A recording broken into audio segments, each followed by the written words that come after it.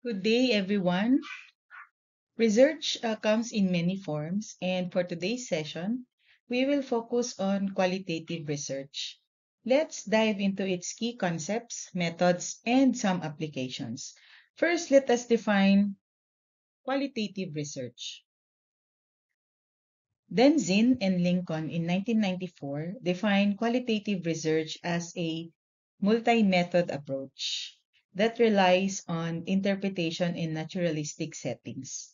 This means researchers do not manipulate variables as in experiments, rather, they observe and interpret real life situations. Their definition emphasizes varied sources of data such as case studies, life stories, and interviews, which help researchers understand the deeper meaning behind human experiences. Another definition is from Creswell, who defined qualitative research as a way to understand human or social problems by constructing a holistic picture.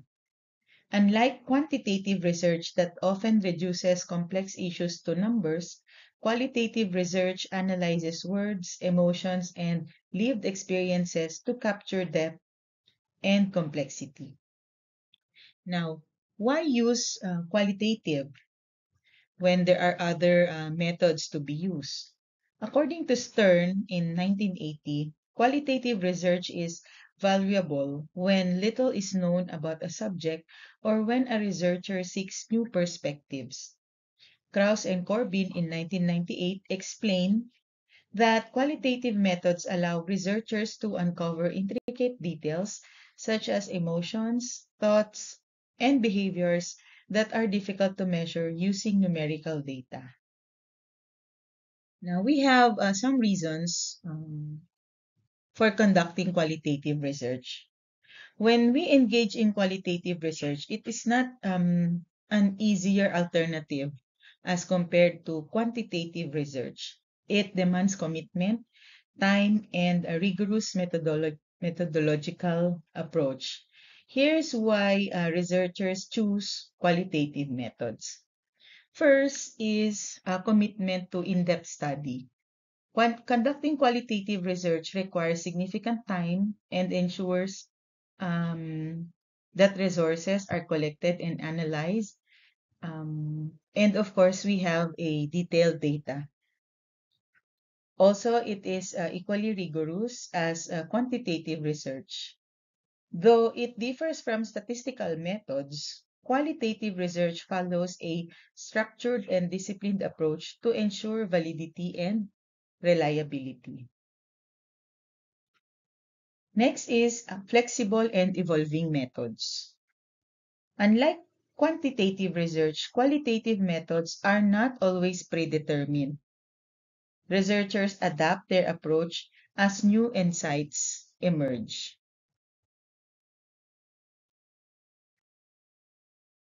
Redefining rigor. While methodological rigor remains essential, qualitative research defines it differently, focusing on credibility, authenticity, and depth of understanding. And lastly, it's about capturing lived experiences. Researchers use qualitative methods to explore participants' subjective realities, offering a deeper understanding of their thoughts, emotions, and experiences. Now, we have here some characteristics of qualitative research. Exploratory and descriptive focus. Researchers aim for an in-depth understanding rather than numerical generalizations. Next is emergent design. Research plans remain flexible and may evolve as new insights emerge. Data collection in natural settings. Research is conducted where participants naturally live, work, or interact. There's an emphasis on the researcher as an instrument. The researcher actively engages in data collection and interpretation. Qualitative methods of data collection. These are techniques such as interviews, focus groups, and observations that provide rich and detailed insights. And we also have early and ongoing inductive analysis.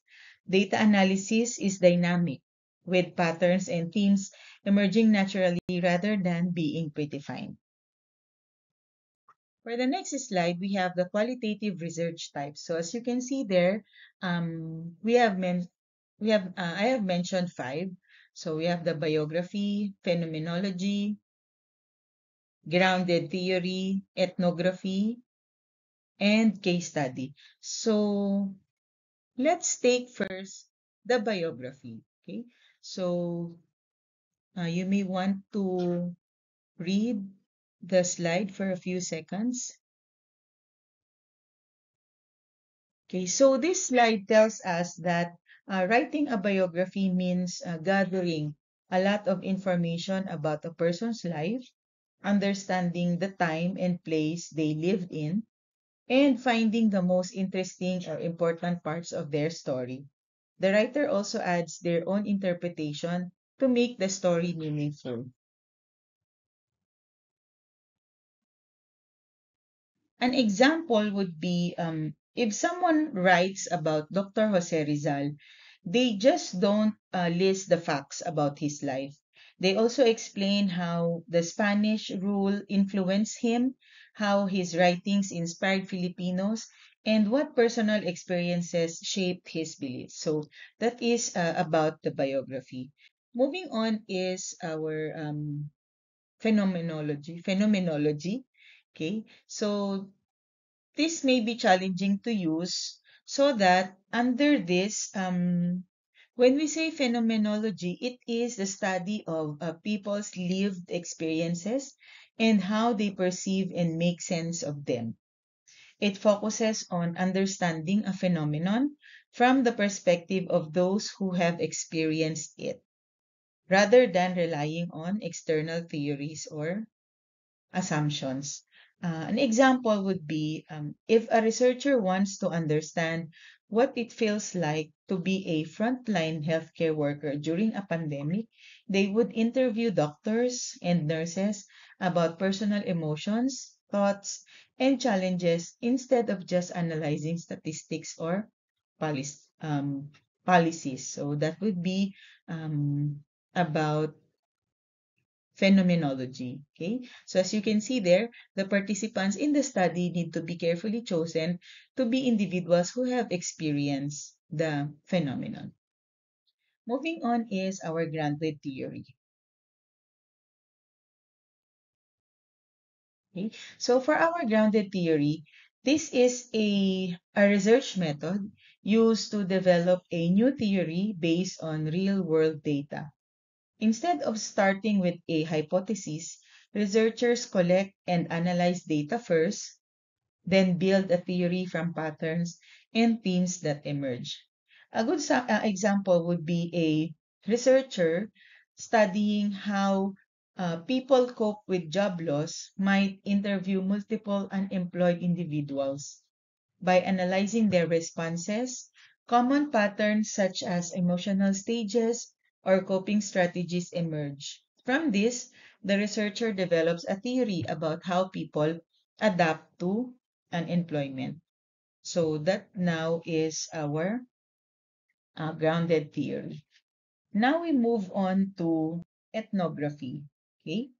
So under ethnography, the researcher needs to have a grounding in cultural anthropology and the meaning of a social cultural system, as well as the concepts typically explored by ethnographers. No? Ethnography is a research method that involves studying people and their cultures by observing and interacting with them in their natural environment. Researchers immerse themselves in a community or group to understand their behaviors, traditions, and way of life. Example, a researcher wants to study the daily lives of indigenous farmers in the Philippines. What they do is they live in the community for months, participate in farming activities, and document cultural practices to understand their beliefs about agriculture and sustainability. So that is about ethnography. Lastly, we discuss Case study.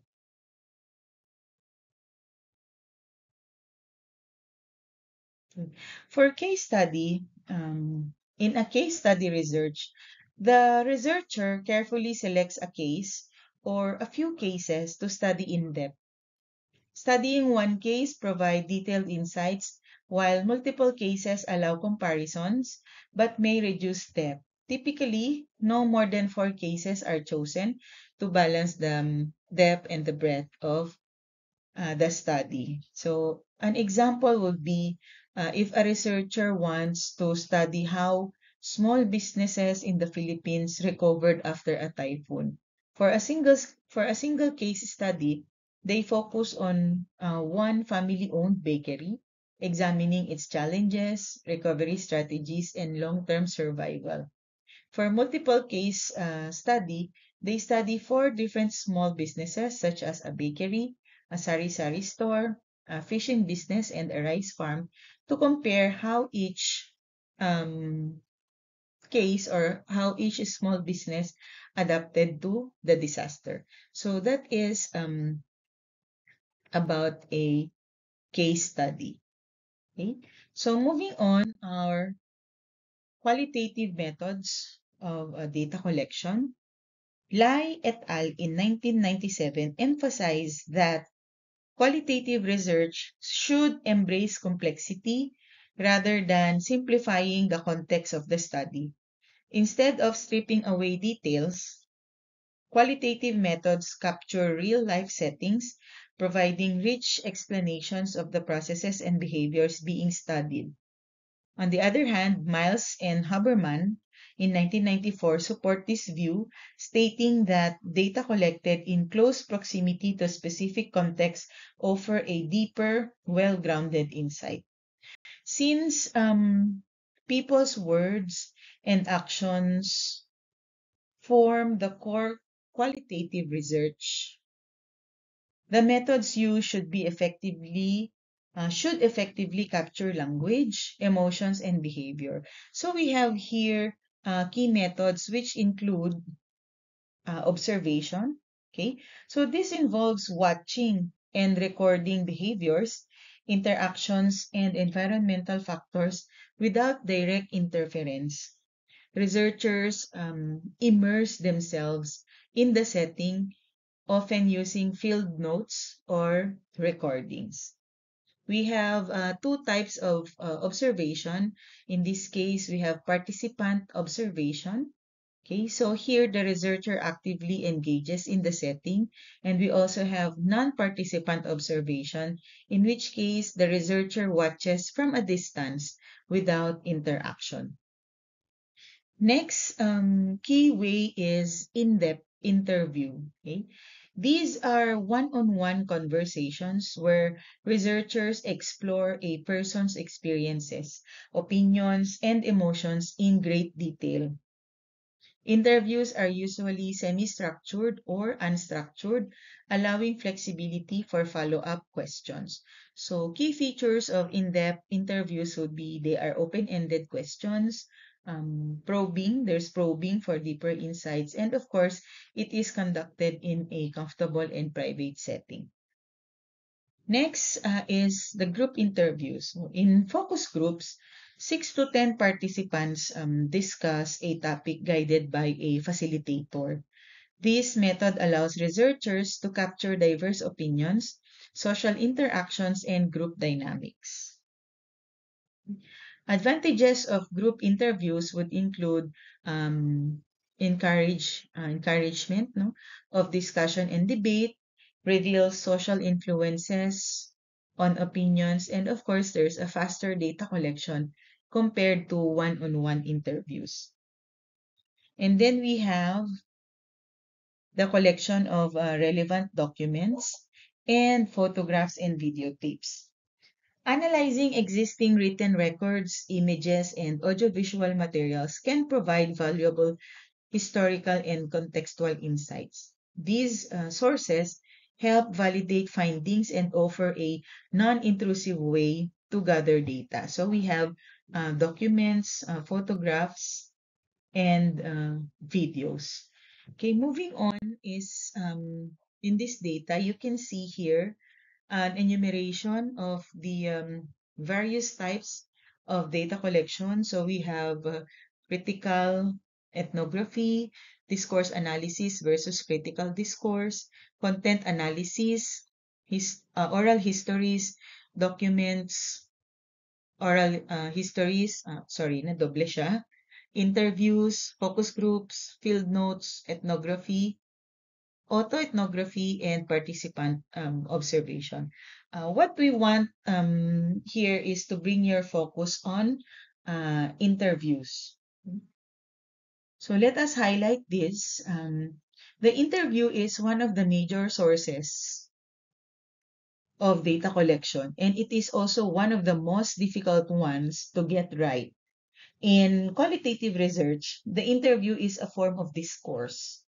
According to Mishler in 1986, its particular features reflect the distinctive structure and aims of interviewing, namely, that it is discourse shaped and organized by asking and answering questions.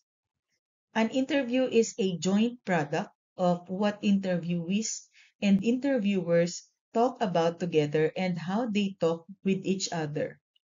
The record of an interview that we researchers make and then use in our work of analysis and interpretation is a representation of that talk.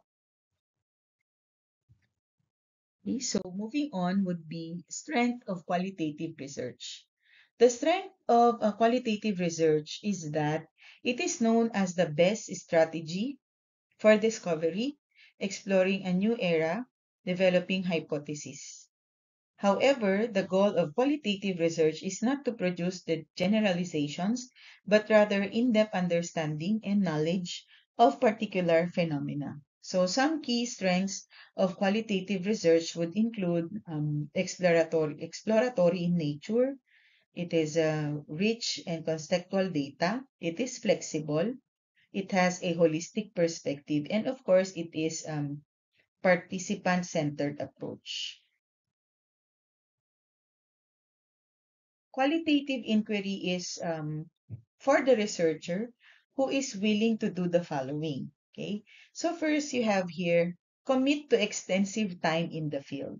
Okay, example would be if a researcher studying barriers to maternal healthcare access in rural areas must spend weeks or months living within the community, interviewing mothers, midwives, and healthcare providers. However, there are challenges which include, of course, gaining trust and rapport with participants, adapting to cultural norms and sensitivities, and ensuring ethical research practices. Another another is engage in the complex, time-consuming process of data analysis, the ambitious task of sorting through large amounts of data and reducing them to a few themes or categories. Okay?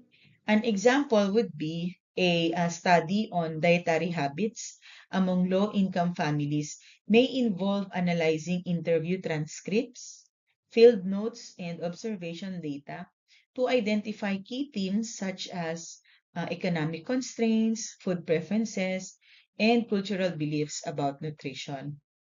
There are some challenges to this, such as sorting through large amounts of unstructured data, identifying recurring patterns and themes, and of course, ensuring that interpretations are accurate and unbiased. Moving on, so next would be write long passages because the evidence must substantiate claims and the writer needs to show multiple perspectives. So an example would be a study on mental health support for disaster survivors would include long narratives and direct quotes from affected individuals to capture their emotional experiences. But there would be challenges to this, such as presenting multiple viewpoints without bias, including rich descriptions while maintaining clarity, and of course, balancing scientific rigor with storytelling. And lastly, we have here participate in a form of social and human science research that does not have firm guidelines or specific procedures and is evolving and changing constantly. So example would be studying COVID-19 misinformation on social media required researchers to adapt new digital ethnographic methods as traditional face-to-face interviews were not feasible. So that some challenges would be methods change with technology and societal shifts. It's hard to establish strict step-by-step procedures, and research findings may be questioned due to what do you call it evolving frameworks. So those are some of the ways no in which a researcher is willing to do no for in preparing or in doing a qualitative research. Moving on, um, there are advice followed the following advices are advice are offered by Creswell in this respect. So let's have a few seconds to read each of these. So we have one, select a qualitative study because of the nature of